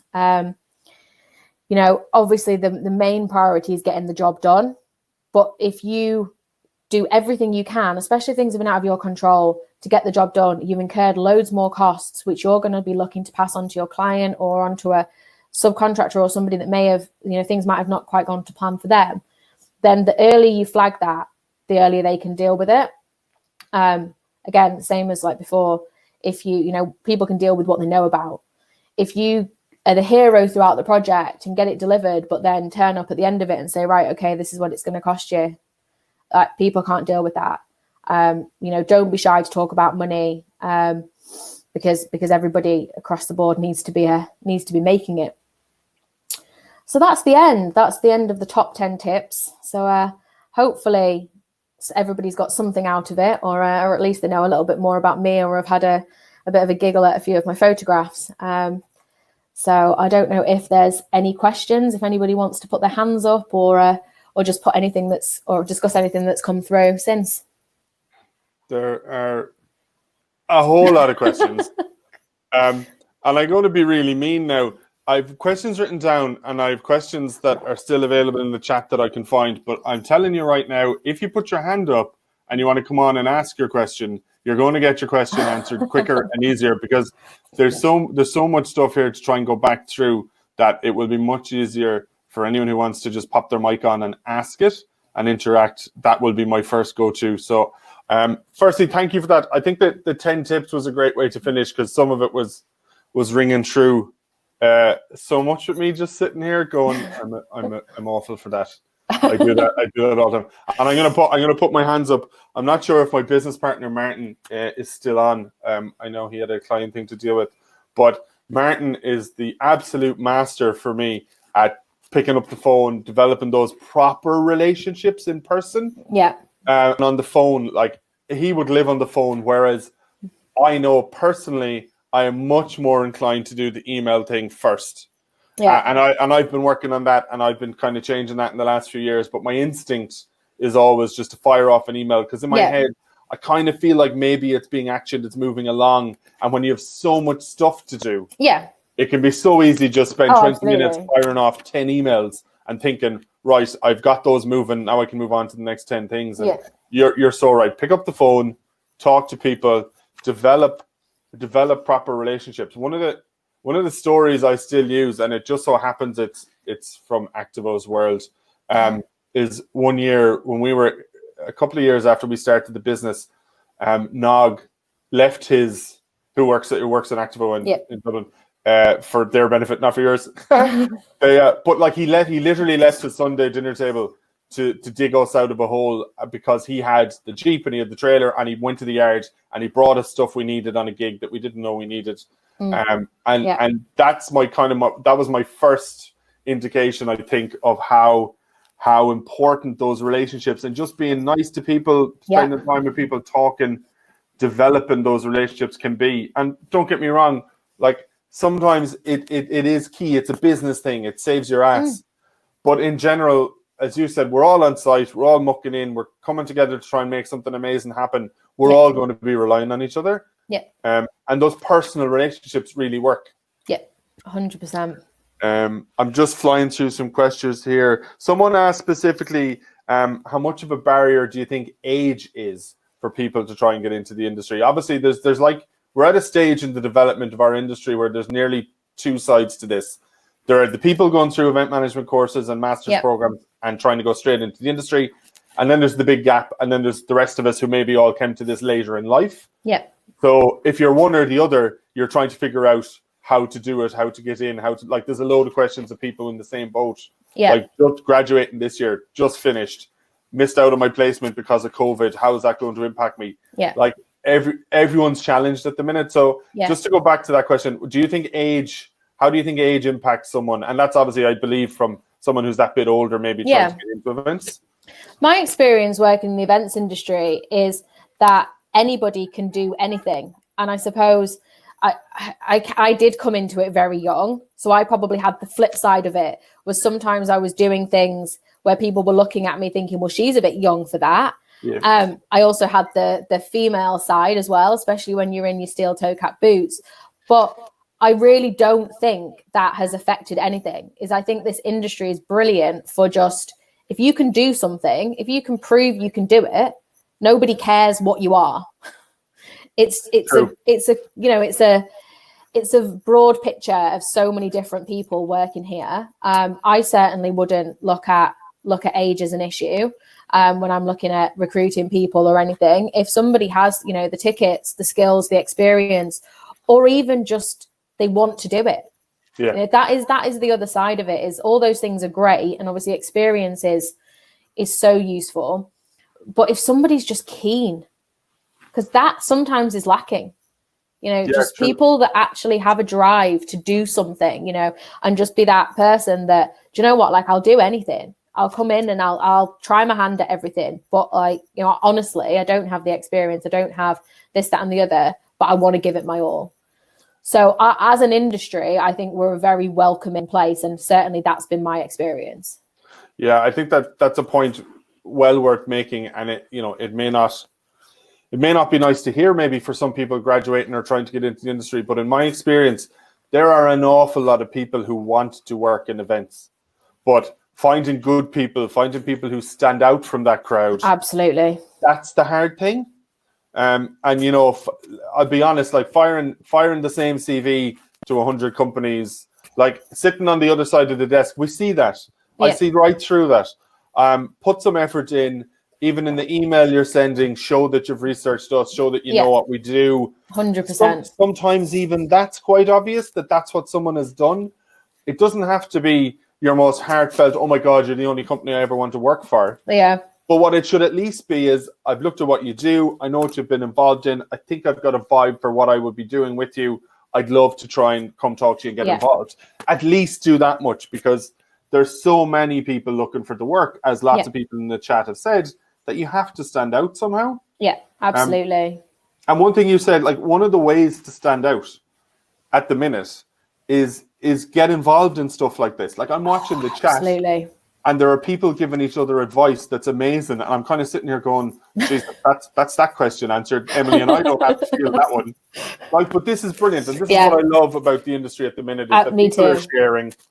You know, the chat is proven as much value. Poor Catherine is trying to jump in here and put her hand up for a question. And I keep saying yes, and it just doesn't work. I think there must be something wrong with tech on her end or our end. Oh. But look, the bottom line for me is, when you're trying to get work in the industry, and this is, let's not look at COVID, and let's not look at whether you're coming out of college or whether you're older or whatever. The bottom line, anyone trying to get work in this industry, is you need to stand out. Yeah, 100%. Because there's too many people. I don't know how many emails or CVs you're getting in each week, but on average, we checked, on average, we were getting 8 to 10 a week. Yeah. Of just speculative, I know you don't have a job going, but could I come talk to you? Or the worst again, oh, I want to apply for the role. Like, there is no role. We haven't advertised anything. Like, that kind of nonsense, for me, guarantees you're getting deleted, and good luck. It's the people who put some effort in. We've had people do the usual, send in cupcakes, appear at the door.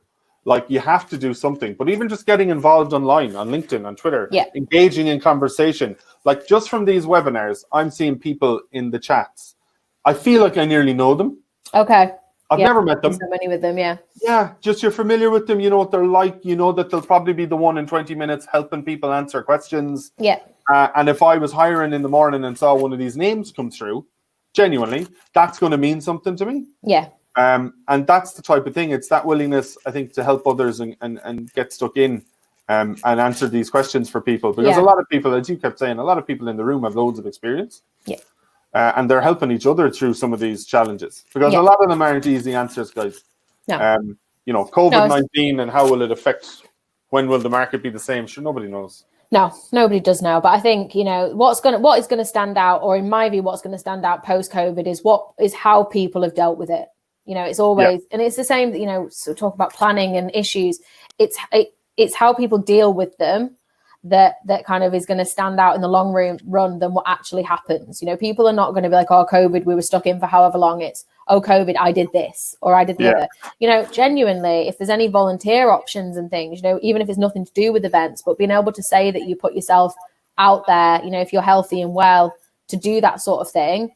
And then, you know, and then you were attending webinars and you were doing online training. Like, that's the best thing that's going to stand you out. Yeah. Because it's easy to sit at home and play PlayStation at the end of the day. Watch Netflix, isn't it? Yeah, like, you know, very true. It is. No, that's really good advice, because it might sound a little bit like it's what I say to people too. Like, it might sound like a trite answer. It might sound like a little bit woo, airy fairy. But bottom line, everyone's in the same boat. We're all going to have, whether you're running a business like you are and I am, whether you're trying to get into the industry, like, we're all going to have this weird gap in our world where life was definitely different. We might still have work on. I know you guys still have work on, so do we, but it's not like it was. No. We're not in fields, we're not actually live on events, so it's all different. Everyone's in that boat. So what's going to make you stand out? If you can, and look, people have the freedom to do this. People have childcare issues. I get all of that. Yeah. I'm in the same boat. I'm full-time daddy daycare at the minute and trying to run the business as well. But like, what did you do with the time? Yeah. Did you find ways to improve things? Like, we have, I shared it there in the chat, we have compiled a list of mainly free courses and upskilling opportunities that I know loads of people are getting value out of. There's great stuff out there that didn't just appear for COVID. Some of it did.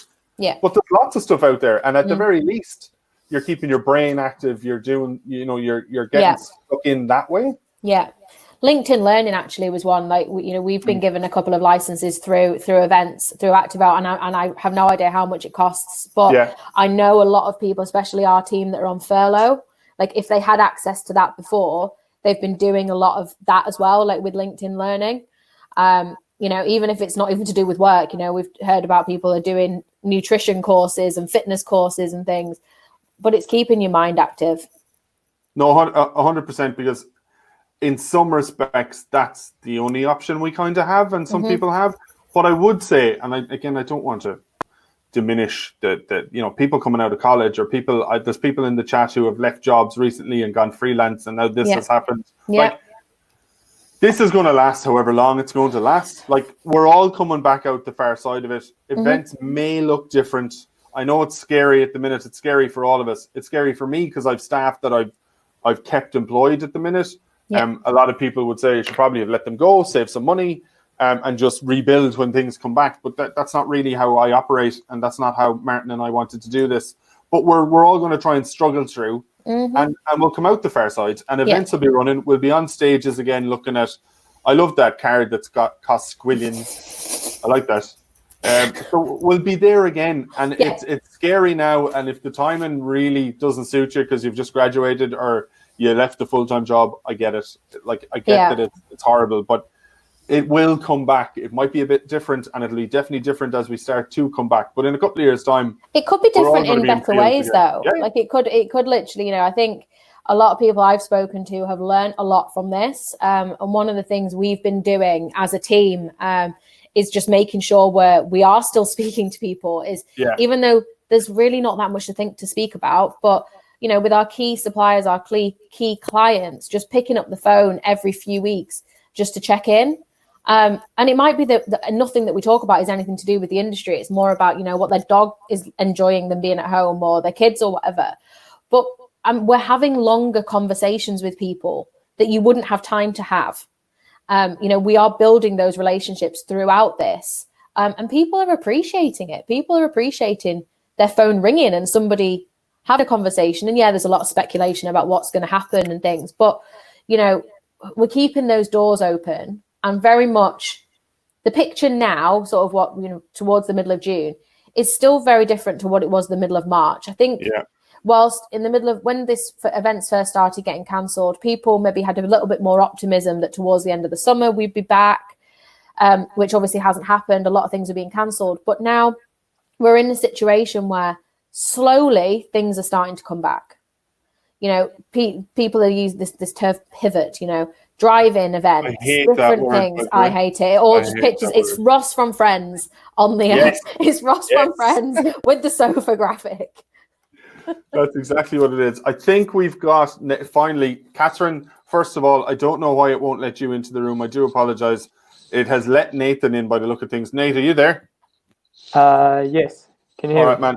We can hear you. So because you're the first one brave enough to do this, there you are. How are you? Awesome. Yeah, it's great. You and I have been on so many webinars together and had conversations. This is the first time I've actually seen you kind of live, as it were. Honestly, Mark, I'm absolutely in awe of what you've created, and loving every single webinar, man. It's so good. It's absolutely so good. And thanks so much, Emily, for your time today. Yeah, learning heaps. You may actually win the award for the person on the most webinars so far, I think.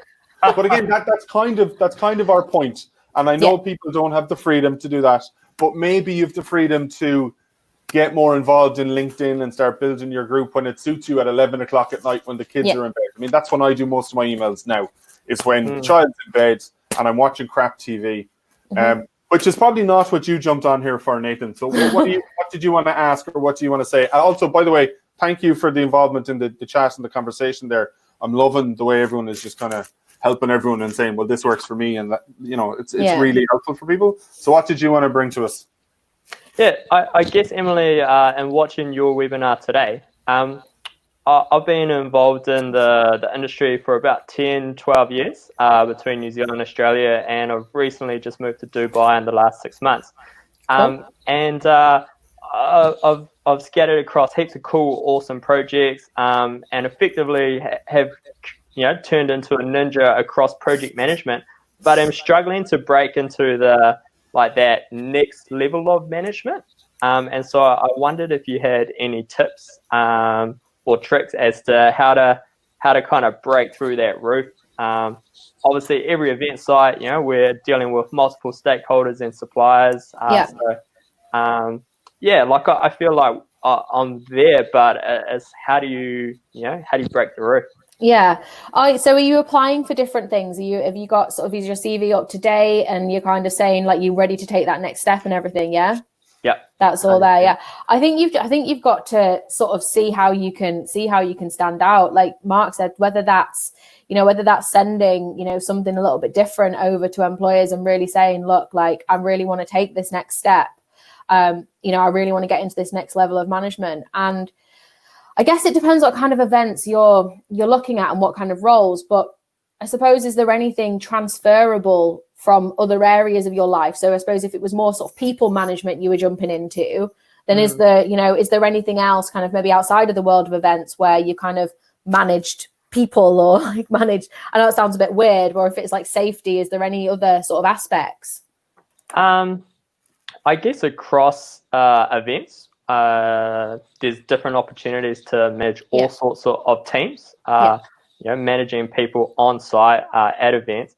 But it's really just looking at I guess because events are so project based, and sometimes you're there for 1, 2, 3 years before it gets to the point where there's no room for either growth, or you're doing the same thing over and over again. And at that point I lose interest and I'm off to go and find another opportunity to put my creativeness into. I'm just kind of stumped at the moment because I'm doing everything that's innovative, approaching obviously amongst the current COVID circumstances. It is what it is. So you're just waiting for things out. And one of the big purposes of moving to Dubai was to get exposed to a big country where things are differently. The scope of event budgets are that much greater, and so the opportunities, even of which I've had in the last 6 months, have just been absolutely incredible.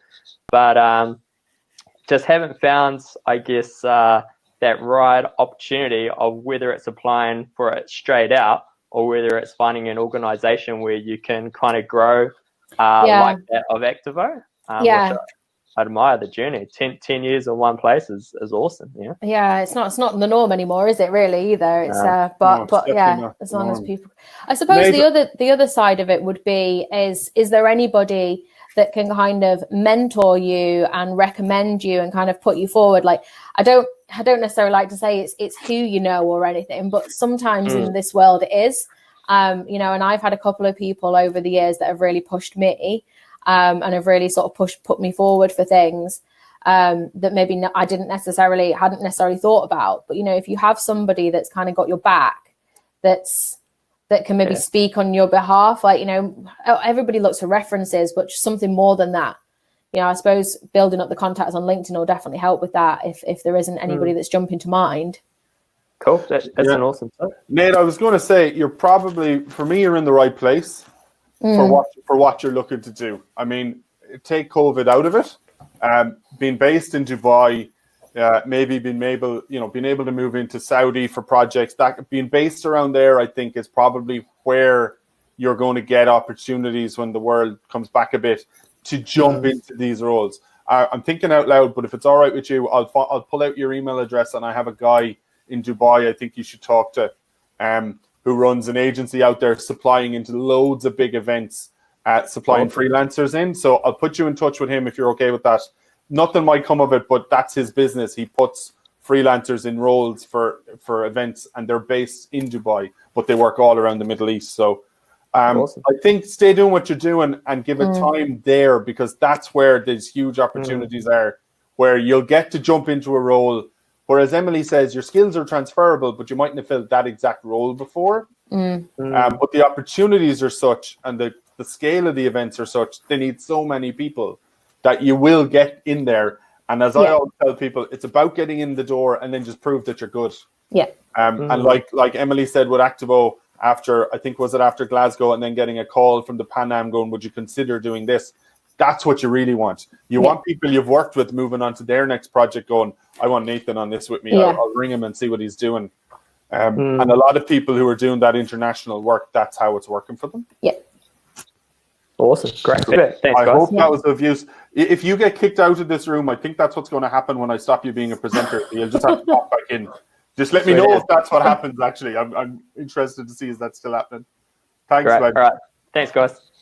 Emily, Cool. there was a question that came in for you, which was, have you experienced? Because look, is Paul Griffin still on here? I think he is. Like the way you describe your journey in ACTAVO and everything it's all positive. And I'm not saying this might have happened in ACTAVO, but the question did come in: have you hit any barriers along the way? Maybe other than, and I think we're quite similar. You were talking about, you know, you nearly said no to Canada, and like I said no to London, to the Olympics multiple times before I said yes. And I'm a bit like that too. So other than your own head saying no, did you hit any barriers along the way? Were there things that got in your way? Well, Paul, like you say, Paul might say something different, and he probably tore down a few of the barriers if they were ever put up, and definitely pushed me. One of those people that was pushing me to do things that maybe were not necessarily within my comfort zone. I'm sure he probably wouldn't have ever let me say say no to Toronto in the end, but I can't really think of anything off the top of my head that was a massive barrier. I guess because I've been willing to move, you know, I've been able to move as well. Like, luckily, been able to kind of have that time, and you know, like I say, the friends and family have supported me, even if it's meant them, you know, having to travel to Glasgow every now and again to see me and things. You know, I've been lucky to have that, but I can't think of anything massively that's been a big barrier for me. Cool. So I guess, well, that's good. That is the answer to the question. I think someone was hoping for some dirt. Yeah. There's a question. It's the very top. Do ACTAVO or similar companies bring in freelancers as site managers for projects or events, or would you always be using in-house team members? No, we bring in freelancers on major events. So, you know, the likes of the European Games in Glasgow, we had freelancers. The Papal Visit in Dublin, I know we had quite a few freelancers work for us. No, we're looking for talent. You know, whatever form that comes. Obviously, you know, we have a team. You know, we keep that team busy all year round. We want to develop the team, you know, the same way I have had those opportunities. You know, I try and make sure that is done for other people, and I know the rest of the team would echo that as well. That, you know, we do like to develop like our internal people, but no, you know, this industry, you've got to be able to flex up and flex down, and, you know, have different skill sets. You know, sometimes taking on jobs which, you know, kind of different to what Nathan was saying, but, you know, taking on projects that are slightly out of maybe what you normally do. And yeah, you know, if there's freelancers you can bring in, subcontractors that can support that, absolutely. Yeah, and I would echo that as well. We're in a situation, I mentioned that we had kept on the staff that we have, and the reason we've kept them on is they're good. Yeah. And we want to hold on to them. I mean, it's hard financially and all of that at the minute, but we want to try and hold on to them as long as we can for that very reason. One of them was a freelancer and happy as a freelancer, and we kind of worked with him on a few projects and went, you should come full time with us. We all work really well together. So we brought him from freelancing world in-house to us, and now we're trying to keep him there, and we're trying to keep ourselves busy. So I think you said it perfectly. We're looking for talent, and that's it. Whether they're freelancers or not. I said on the session on Friday, we have annual projects that we deliver that we have freelancers come in and deliver. Like, I don't have work for Louise as an example all year, but I have one project that she delivers really, really well. The client likes working with her, and that's what we do. So there's always scope there for freelancers, I think. Always. Lisa was wondering, how much creative input do you get in your role? Do clients come to you with an exact brief for a design or a build, or do you guys have the opportunity to design the project and how it looks in the end, kind of thing? Both. Completely depends on the client, and completely depends on their skill set, what the people that they've got. You know, I've literally had somebody come to me and say, I want seats, but I don't want grandstand seats. I want it to look like you're in a park, but it needs to be obviously past all the health and safety stuff. I don't want it to look like this, but I don't really know what I want it to look like. What can you do? And you're like, yeah, cool, all right. So you're writing down and you're going, seats. That's what I've gotten from this. Something for someone to sit on is the most we've got here. Yeah. Right, okay. You know, the Christmas tree example. You know, I'll be honest, I wasn't part of that from concept stage, but I know that developed, over time into what it was. I think at first it was a Christmas, there was a few different stakeholders in it that we were working with, designing with. But, at first it was a Christmas tree out scaffolding, go, kind of think about it. And then the slide thing came in. And but there's other clients that, kind of know exactly what they want. And they've almost got somebody in-house that have drawn it on, it might even be CAD or SketchUp or something. And they're like, this is what we want. But even with that, sometimes you need to say, well, that looks great in that piece, but that's not our sizes, or that's not the base sizes, or that, like, engineering wise, you can't hold that capacity, and we still have an input there. So completely both sides of the spectrum, and for everything as well, even in terms of, some people will literally give us a site plan and say, can you help us with what we need? Yeah. Which is always, a good one. Same with us. Like, it can come in a myriad different ways. Like, sometimes they might have a beautiful plan, and you look at that and go, from an engineering perspective, that thing won't stand up. Yeah. But tell us, what's the actual goal? What are you trying to achieve? And we'll engineer it so it works. Yeah, that's exactly that. And we try and, so, some people don't like it, but we try and say, look, tell us what you're trying to achieve, what your goal is, and give us an idea of what you want to spend. Yes. Yeah. There's, it was kind of in there. It was in that. Yeah, it can. And it was in there about budget expectation. But, there's nothing worse than someone coming to you saying they want all singing, all dancing, all everything. And you give them that. You give them a concept that does that. And then you say to them, right, that's going to cost you X. And they say, I've got 50% of that. Yeah, exactly. And they have got a budget, and you could have designed to 50% of that. But now everything you're going to give them doesn't stand up to X. To the first one, yeah. And, that can be quite difficult, dependent on the experience of the client and I suppose just human nature anyway. So we try and sort of get a gauge of, look, what are you looking to do? Is it going to be a repeat project? Because some of these might go out on multiple different sites. And you look at it differently then, yeah. Yeah, exactly. I think we have Oliver trying to jump in and talk to us too, but I think tech might be messing with him as well. So out of three, Catherine couldn't get in, Oliver couldn't get in, and we've had Nate. There's Oliver back again. Let's try that. So Nathan's come back with a quick question, actually. He's intrigued to know, what are your goals next? Paul Griffin, I might try and kick Paul Griffin out, actually, if I can find him. So you can be honest. Well, you're not long in this role, and you haven't gotten a season yet. So you're not going anywhere anytime soon, probably. No, exactly. The next goal is very much to bring the UK kind of together. So that was what we were very much working on before COVID hit, was having the team where, people are moving a little bit more, people are sharing knowledge, expertise, efficiencies, and doing things, and kind of giving the clients a bit more of an account management, that personal supplier, so that if somebody's doing something in Scotland, they can work with the same person if they're doing it in London again, and it's it's easier for the client then. So yeah, there was a lot of things we were working on that we were getting ready to put in place for this season. Some people that we were looking at bringing on board, that kind of thing. And, obviously all of that's kind of halted because of this situation we find ourselves in. So I think I firmly need to get my feet under the table in this role. And that's going to be in terms of like growing the UK business. Like, we're always in the UK kind of not slightly behind, like, quite a lot behind the Irish business. Like, the guys, Paul and Nog, that you've mentioned, have obviously been doing it forever. They'll allow me. You're aging them now. Oh yeah, exactly. But they've got tons of experience, tons of people, and like you say, nothing really goes off in Ireland without ACTAVO, kind of being involved to one set stage. We're not quite at the same stage in the UK because the industry is obviously so much bigger. There's so many opportunities and so many people as well. But it's kind of really getting ourselves up to that next level, similar to where we are in Ireland in the UK, would I suppose be my goal, but probably in this role. Cool. I think we're hitting nearly 2 hours. This is ridiculous. If anyone has, I'm just conscious in case things have scrolled off my chat screen. If there are burning questions people have, please pop them in again or put your hand up to speak, and we'll do another few minutes. Fraser has one there for me. One thing I did want to say, Zar jumped at, you were talking about the importance of boots and waterproof gear and everything.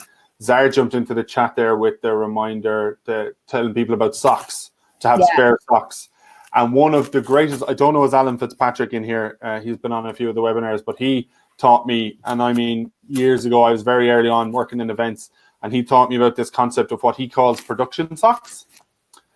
I don't know why they're called production socks. Fitzy might be able to explain that to me. But the point is that we all work long days on events. We'd all love to get half an hour in the middle of the day for a shower, change your clothes, all of that stuff. That's never going to happen. But what does happen, and you can make happen, is change your socks. Yeah. Now, just taking the boots off or the shoes off or whatever, the act of taking socks off, putting fresh socks on, people believe me when I tell you, because I did not believe this till I did it, and now I do it all the time. You feel like a new person. You feel like you're walking on clouds for a few hours because you've got new socks and your foot has had a little bit of air. So on those mental days, Zara's right and Fitzy was right all those years ago. I think Jack said something as well. I've been scrolling up. Jack said something about like having your trainers with you as well. So if you're going off site for half an hour for something, actually having them to be able to go, and that is like walking on air. I will not get in the car at the end of a gig without changing my shoes. I might change nothing else, but I will not drive. I will not continue on with the rest of my day when I finish a gig without putting on a pair of cons or some loose runners or something. It just makes you feel like a new person. As Zara says there, just try it. Jess, I love the new sock suggestion. I'm shit you not. It is the greatest thing. We're all a long time working events trying to come up with good advice for people. Have spare socks. Sometimes it is the basics, isn't it? It is literally these things that will just improve your day. Socks and put them on. Fraser is asking, I know Fraser has been on a few of these, what was my route into the industry? How did you get into the position? Do you have any other tips? I think the tips, my story is probably a bit too long, but I think the tips are, and I'm very conscious that I don't want people thinking, oh, well, that sounds easy, but isn't that easy? I'm not saying any of this is easy, but you do need to stand out, put your head out above the parapet, have some opinions, write some opinion pieces on LinkedIn, get involved in conversations. I'm not joking when I say I'm beginning to know names and know people from these sessions.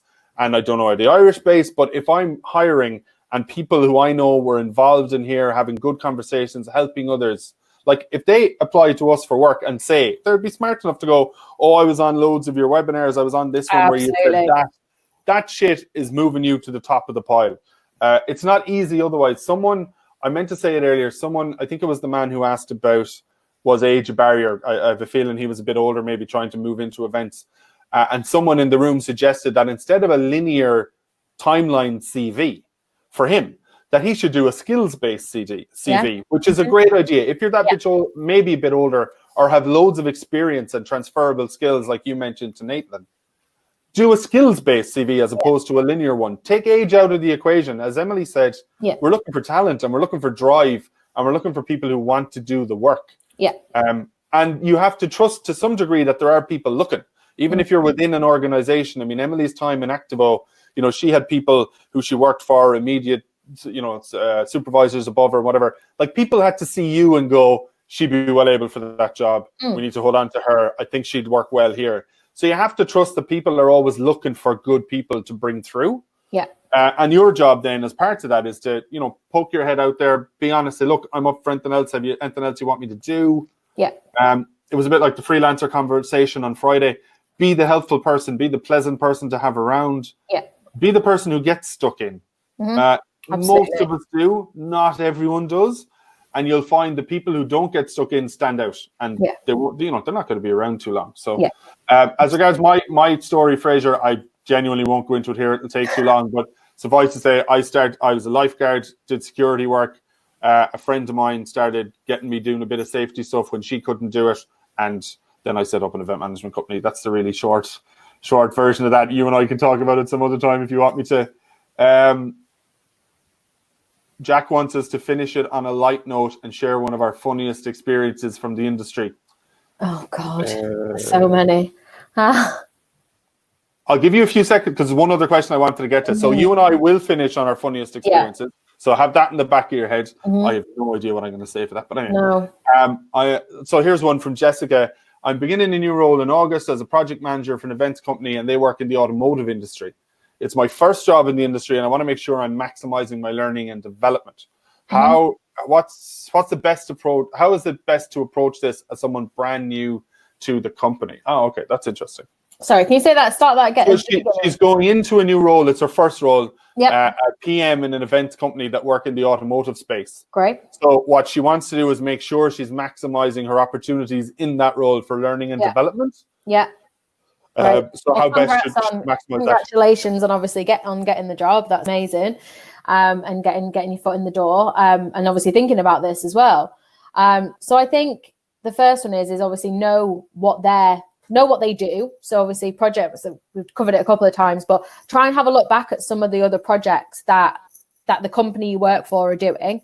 And also, like, if you can identify if there's like some key competitors as well, try and see what they're doing. Because it might be that, same as what I said about the venues, it might be that other people are doing things. And I think this is where freelancers actually are great. And obviously bringing new people into the team is they do bring a fresh view. Sometimes if you've been in a business a long time, you're quite like, well, this is what we do. This is what we do. This is how we do it. So it might be that you're going into a team that's like that. And if you can bring fresh new ideas, then you're going to stand out from day one. And I guess maybe have a look at the people that have done your role as well on LinkedIn, if you can find them. So, maybe see what they've gone on to do, whether that's other roles in the same company, whether that's other roles elsewhere. Maybe have a look at if there's a manager, a senior manager or a director or something, and look at their kind of journey and see, LinkedIn's a great tool. They might have courses they've done or things that they've done. So there's kind of two sides of that, I guess, the learning side of courses you can do, and then obviously the experience and kind of research side as well. Just on the LinkedIn thing, actually, I've had a couple of people during this session message me privately wanting to know, do we have a LinkedIn group for all the people who are coming to these sessions and stuff like that? We put a LinkedIn group together on the crowd and event safety side of things, but I have been toying with the idea of putting one together where people who just in the same boat, sharing information, sharing support, that kind of thing. We might do one where you can all kind of just engage on LinkedIn in a group. I don't know what we'll call it, but I might figure that out. The other thing I would say, Jessica, on that for me is when you go into that role, and this doesn't have to be a really structured mentorship thing or anything, but when you start the role, suss out in there who's good, who you like, who you'd work well with, and take any opportunity you can to jump on. I know you're a project manager, you're a PM now, but take any opportunity you can to work alongside them. Yeah. You'll learn what they do, how they do, you'll pick things up off them. But importantly as well, especially in a new role and your first role, you'll learn how that company wants it done or expects it done from seeing how they do it. If they're there longer than you in PM roles, they're probably doing it the way the company like to see it done. Yeah. And it's a great way to learn is seeing how others do it. I'm not saying adopt everything they do, but you'll see what works, you'll see what doesn't. You'll always learn. I learn from the guys in our office all the time. Yeah. A lot of them are way better at stuff than I am, and I pick things up off them whether they know it or not. And just that, so being that sponge and being able to kind of take on what's happening around you. That's one of the reasons this whole we're all working remotely now thing. I don't think I would ever be 100% comfortable working remotely. I want that element of an office as well where we all share space and share time and bounce stuff off each other. And I just hear how the guys are on phone calls with suppliers and I pick something up. I think there's value in all of that. So Jessica, I'd say make use of that time as well and find those people. There's people on here marveling about the socks thing. I can't believe 50. I'm just scrolling back up now. Yeah. It's not rocket science, but Jesus, it's amazing. It'll change your life. Yeah. Also, if you really want to get into that, it's have a whole new outfit in your car. Literally, I used to do that was just have a bag of clothes because you never know if you're going to end up sort of in my role. I've randomly had to stay over places I hadn't expected to because weather or whatever the requirement, and just knowing that you've got clean clothes the next day and a toothbrush. Key. Eddie has asked a real quick, how do you look for roles when you're doing the top role in your area? I would say two things to that, Eddie, and without knowing exactly what role you're in, you either, I guess, go to a similar level role in a competitor or something, or do your own thing. Yep. So I don't know where you're already doing your own thing, but go work for yourself. Do it better. Start your own thing. It would be my advice there. If you think you're already at the peak of where you can be, where you currently are, either go to a competitor, which is what often happens, and do it there, or just start your own thing and take that leap. I would say, and definitely get production socks. Definitely. Yeah, and speak to if there is somebody you trust in the organization above you, then speak to them about that's kind of how you're feeling, because I know I've had that with individuals that have sort of come up under me and said, well, but you have the next job, so I'm not going to take your job. Kind of those conversations. Yeah, please don't. Like I've been lucky to grow with ACTAVO, so a lot of these roles kind of some I've taken obviously over from other people that have left or moved on or whatever, but there's other things that we've kind of just created them for me. Yeah. So if an organization values you and values your, career and values what you bring to it, there might be something that they can create. It might just be bringing a few more things into your role, a bit more responsibility. Yeah, no, that's a good point. There might be scope. Maybe it involves just a conversation internally, and the next thing, doors are open because people can. There's a lot of good chat going on about volunteering and doing event assistant roles and all that to learn things. And I would say I'm all for that. Yeah. The only caution I ever give about volunteering is for the person who's going to be the volunteer, just always make sure there's value in that specific volunteering opportunity for you. If you're volunteering at the same festival every year doing the exact same job, is it helping develop you as an events person? I don't know. That's up to you. You get to figure that out. I think we're running out of questions and stuff. Like I said, if anyone wants to jump in, put the hand up there really quickly. But to come back to Jack's idea, your funniest experience in the industry. I think funny. I'm not too sure about funny, but I suppose one of my favorite moments. I've got two. One was definitely this telehandler lift in this car last year, and I've got a brilliant video of it, which won't see the light of day because. Oh, was it a Zonda? Was it? Yeah. So God, it is worth squillions. It was a crazy event. Yeah. It was run alongside Goodwood Festival of Speed here, and basically, apparently, they're not making the Zonda anymore. If anyone wants to go and get one, you can't get a new one anymore. You just have to refurb the one you have, and apparently, people do this. This I think he was from Hong Kong. This squillionaire, as we'll carry on with that one, owned a few of them, owned a few cars, and he'd sent it in to get it updated for like the anniversary. I think it was maybe 20 years of the Pagani Zonda or something. So Pagani held this event purely for him. So we built a whole stage set, just for him. Yeah, for him and 50 of his closest friends and family. Squillionaires, right? So you had the full state. You couldn't see the whole thing there, but you had the full set that we built, and most of it was to hold lights and to hold screens. And then it was crazy. If you looked at it from the back, there was like a handful of beanbags set on the floor. They were so lucky the weather was great. And then what happened on the night was they took him in. It was in a stately home. So he went in. He thought he was just being entertained by Pagani. He went in and had dinner and then was brought out. And the screens opened and his car was on a plinth and they lifted it up. And it was a massive light show, stage show for him. It literally lasted 10 minutes. We were on site for a full week build, a few days D-rig, for a 10-minute thing for literally a squillionaire's closest friends and family, plus our project manager who went and filmed the whole thing. that's just money on a whole. But they thought level, they'd thought about the experience, they thought about the whole thing. But no one had thought about how they were going to get this car on the plinth. So literally, we're all there we've got this telehandler, obviously, for what we're building. Yeah. They're like, well, we can use that. So obviously my first thing was, to my telehandler driver, you are not lifting that car, first off. And then they wanted fork extensions and it was an interesting. That's one of those where you're so glad to see it come off without a hitch at the end. Yeah.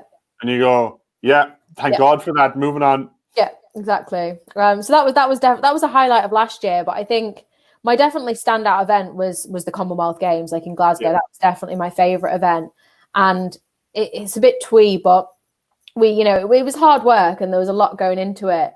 We loved our experience in Glasgow. I think the Scots are brilliant, and we got to learn got to learn the accents, but taxi drivers definitely baffled us. We still couldn't understand the taxi drivers by the time we left. But we had, we appreciated the team, and I think that whoever it was at the time, I can't remember, had said, like, make sure you go out and kind of treat the team once, the gig's over. And we bought a load of, because it was the games, we bought a load of like fake gold medals. So we had our own little awards ceremony at our like wrap party. And that was a really nice moment. Like everybody was just like relaxed and celebrating what we'd achieved, like, having some nice food, having a few glasses of wine. And then we had these like crappy gold medals. And it was like, yep. We kind of, it was totally, we were pretending we were at an awards. Great fun though. But it was so much fun. So that was probably kind of a standout moment of that event for me. Cool. I think, Jack, I've been trying to think. I have a few. I've seen some funny stuff in my time. One of the funniest things I ever saw was we were building an event, and this was you guys, ACTAVO, were involved actually, but this wasn't one of your structures. This was just a 6x3 pop-up thing. Yeah. And my very experienced, might I add, event crew, they're really good. They're all very high up in the industry now. But between about 4 of them who were popping up this 6x3, all of them walked away from it to go pick up the weights. At which point, of course, the wind came, and I watched the 4 of them running down a hill in a venue here in Dublin, chasing a 6x3 white pop-up as it rolled down the hill. Yeah. It's just, I have a bad memory, generally speaking, but by God, I can still see the guys running after this thing down the hill. Oh. And I was already picturing how mortified they'd be because they're good and they know better. Yeah. But they'd all left their weights slightly too far away. So everyone walked to get them and off the thing went. For myself, I was just thinking of the funniest one. You were talking about taking photos earlier on. Yeah. And as a last thought for me, I would echo that. Listen, we all take photos every 6 steps these days. No one's looking at you funny for taking photos. No. Take photos of everything. Yeah. I worked an international festival a couple of years ago for the first time, and I was health and safety manager, whatever I was. But there's one photo. I have one photo of me at that event that has me in it. I took loads of photos, but there's only one photo of me in the photo, and it is of me sweeping a set of steps onto the stage. And the guys were joking, going, is this what you do? Like, is this what you get paid for? And I have to explain the whole story about how mental that festival was and how busy I was. Yep. And at that particular point in time, Rita Ora was the next act up. Her manager had come out and went, we need steps. And we're like, what? But there's no steps. You never asked for steps. There's no steps. There are no steps. And one of the guys kind of pulled on my arm and went, well, like, we have steps.